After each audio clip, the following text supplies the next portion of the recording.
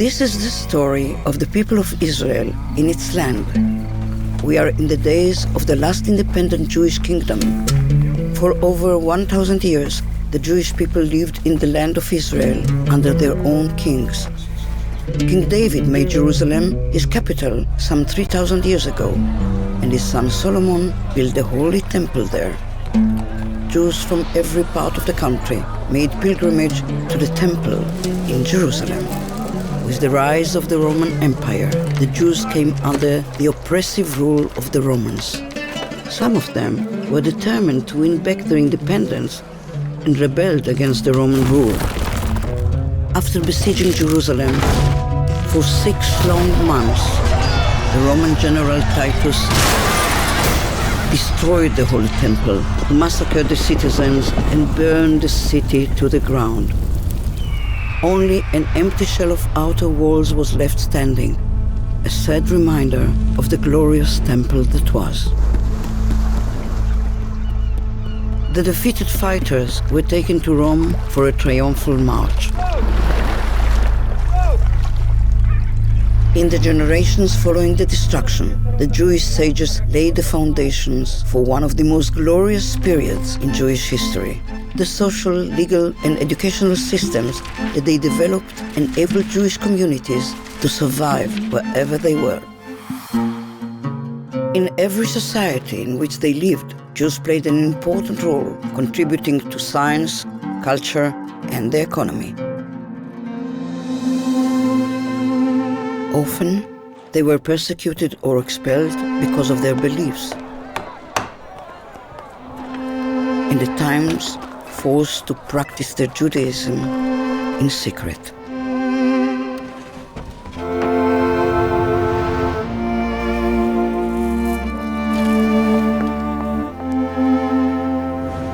But even in difficult times, they clung to their culture and traditions.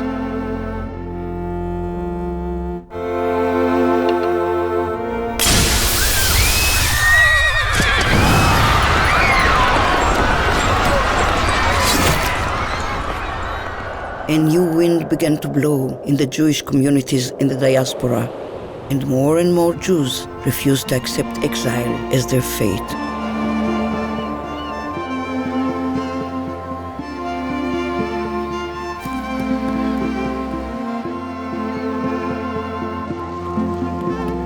Little by little, Jews from all over the world began to make their way to the land of Israel. They came with a burning desire to live in the land of their forefathers.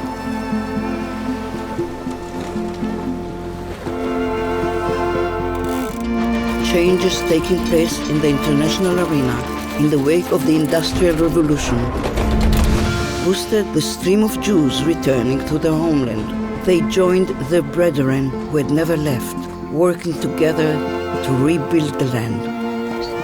It was a young Jewish journalist who turned the new wind into a movement and gave it a name, Zionism. Theodor Herzl believed that a people must rely only on itself.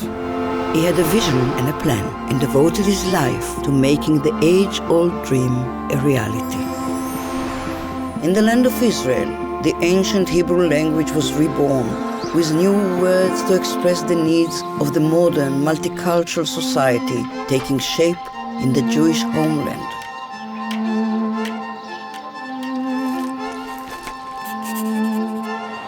In 1917, the nations of the world, led by Great Britain, recognized the right of the Jewish people to establish a national home in the land of Israel.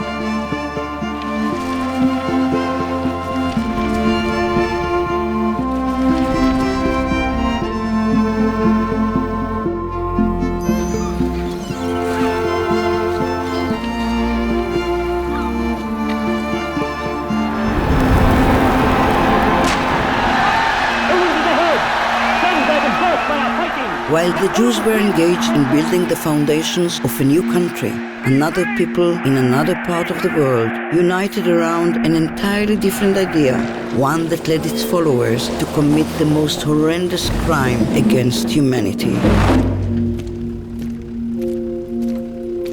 The Nazis began with the cancellation of civil rights, progressed to persecution and riots, and eventually carried out a systematic annihilation of 6 million Jews with a brutality that the modern world had never seen or even imagined.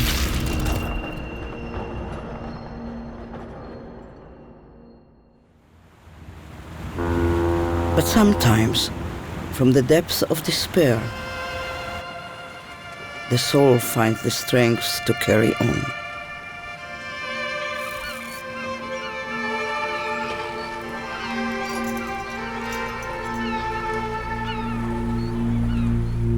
The Nazis murdered 1/3 of the Jewish people, but they couldn't kill their spirit. In 1947, the United Nations voted on a plan that would divide the land between the Jews and the Arabs and establish two states, a Jewish state and an Arab state. The UN partition plan was accepted by the Jewish leadership. The nation united in joyful celebration. Not so among the Arabs. The Arabs utterly rejected the partition plan. The morning after the UN vote, the Arabs within Israel, as well as the Arabs in the surrounding countries, attacked Jewish communities.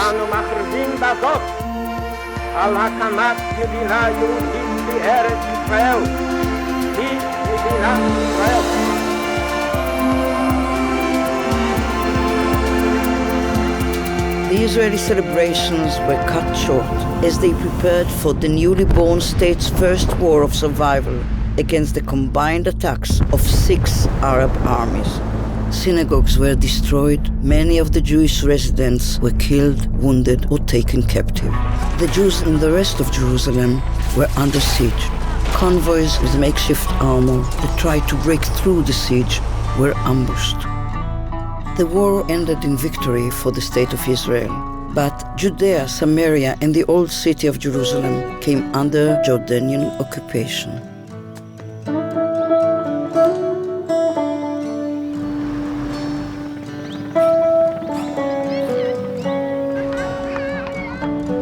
Almost 2 decades later, Israel was again in mortal danger as Arab states banded together and once again threatened to destroy the State of Israel. The fighting was bitter, but Israel won on all fronts.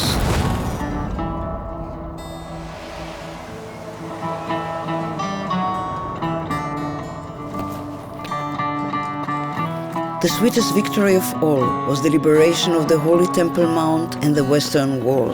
Jerusalem was reunited. For the first time in the city's history, freedom of religion and worship was guaranteed in all the holy sites of Judaism, Christianity, and Islam. The quiet didn't last long. The peace of the holiest day in the Jewish calendar was shattered by the sirens of war. While prayers for divine mercy pounded at the gates of heaven, the Arab armies pounded at the gates of little Israel. Israel's reserve soldiers rallied to fight the enemy. They didn't lay down their arms until the country was safe once more. War requires courage, but even greater courage is required to make peace. The historic peace treaty between Israel and Egypt laid a cornerstone for the desired peace with all of Israel's neighbors. It came closer with the signing of a peace treaty between Israel and Jordan.